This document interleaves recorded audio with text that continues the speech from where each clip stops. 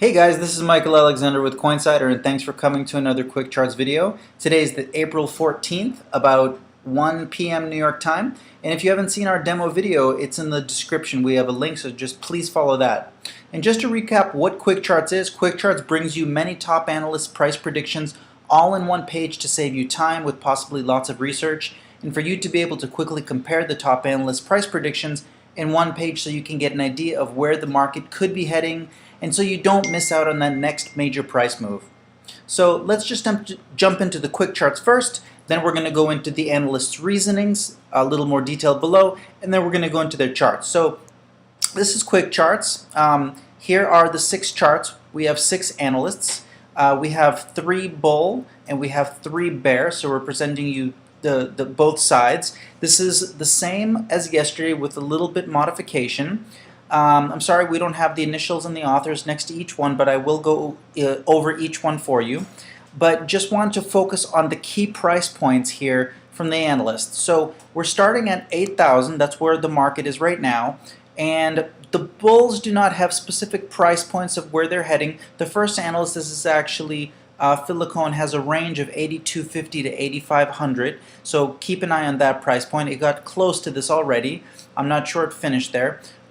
This is just a price point going up. I believe that's Heijin, and this is EW in patterns going to a $9,000 next price point.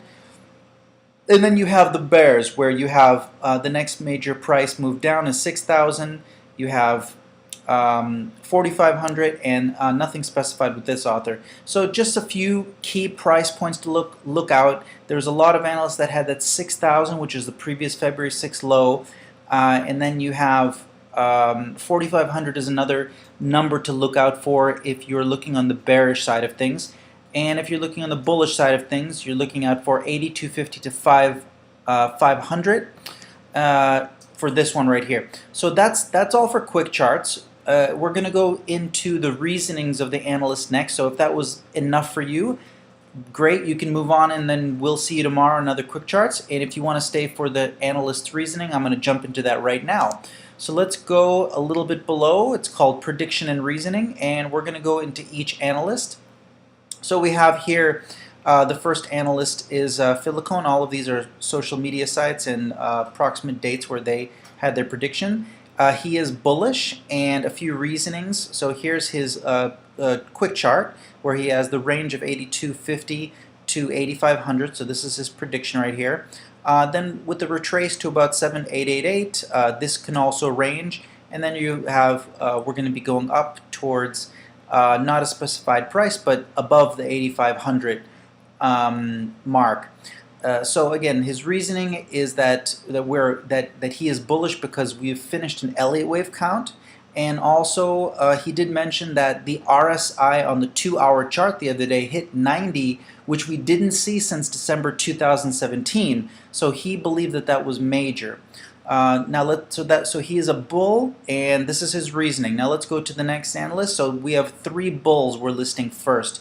The next analyst, Heijin Lee, he's bullish. He has descending wedges in his chart. He believes that the seller's strength is sapped. There's very little strength in the sellers, and the charts and the patterns are showing bullish. So he wants to see a breakout on the upper white trend line. So his chart's below. I'll go into that after the prediction reasoning, but he wants to see a breakout of the upper white trend line for confirmation, which he believes that we could do that. So that is Heijin. He is bullish. The next analyst is EW in patterns, who is on Steemit. He is bullish. He believes that we have changed from a bearish count to a bullish count on the Elliott wave. And he is bullish as long as price does not go below 67.60. So watch out for that price. If it goes below, then he may turn bearish on his Elliott wave count. And these are his price movements here. As I showed you above, you can match these charts with the ones above, 9,000 and then the 8 and then the 10,000 approximately. And then you have the next analyst, Tony Vase. He uses candlesticks. He uses the TD sequential theory, and he is bearish. He sees the monthly bearish, a red 2 candle formed, and I did put a chart in which is my chart I put in right below Tony Vay's, so you can see what a red 2 looks like, and we haven't had a red 2 since April of 2014 or 15, I believe. So it's been a couple of years. Now, Tony said that he may start looking bullish if the price goes above $9,500 and if we close above the 200 moving average on the daily as well. So that is Tony's prediction, his reasonings. His prediction is, again, down to 6,000, bounce up, and then we should finish at 4,900 for a final bounce. Then you have AP. He's on YouTube. He is bearish. He uses Elliott wave as well. He is bearish as long as price is under $8,200. He may go bullish, or he believes that, yeah, he will start looking into bullish if price goes from $8,200 to $9,100, and he'll become very bullish if price gets higher over $9,500. The next analyst, J.D. Marshall, is bearish. Anything under $8,200 is bearish for him, and he's bullish if we get higher lows of 64.20 or hold the higher lows of 64.20, and we get higher highs, which is $9,200. So that's it for the analyst prediction and reasoning. Quickly, I want to point out some similarities. On the bearish side of things, the analysts did say that they were going to possibly turn bullish if they saw the price go over $9,500, and with JD he said over $9,200. So keep an eye on these prices, the 9,500s and the 9,200s. So this is similar price points here. And we have the bulls were a little bit unique on each one. So that's it for the prediction and reasoning. Now let's go finally to the last charts, which are candle charts, and we're just going to go a little bit into more detail. So if that was good enough for you, which was the prediction and reasoning, then we'll see you tomorrow. If you want to go further detail into the analyst chart, let's jump into it now. So we have Filicone, and he's an Elliott wave technician. This is called an Elliott wave count, and he believes that here at the Z we finished an Elliott wave count. He writes, which marks the end of WXYZ, the triple Elliott wave count. He put this chart out before we had this major burst up here in this green huge $1,200 candle.